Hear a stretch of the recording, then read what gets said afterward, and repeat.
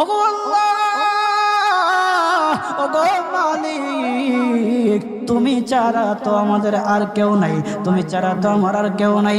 আল্লাহ গো, তুমি যদি মাফ না করো কে আমাকে মাফ করবে?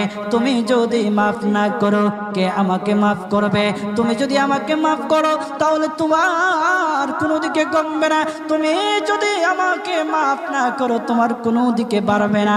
আল্লাহ গো, তুমি আমাকে মাফ করে দাও। সারাটা জীবন অন্যায় কাজ করেছি, সারাটা জীবন নাফরমানি করেছি, আমার কাছে কালেমার দাওয়াত কম আসে নাই, আমার কাছে কালেমার দাওয়াত কম আসে নাই, আমাকে লোকেরা কম বোঝায় নাই।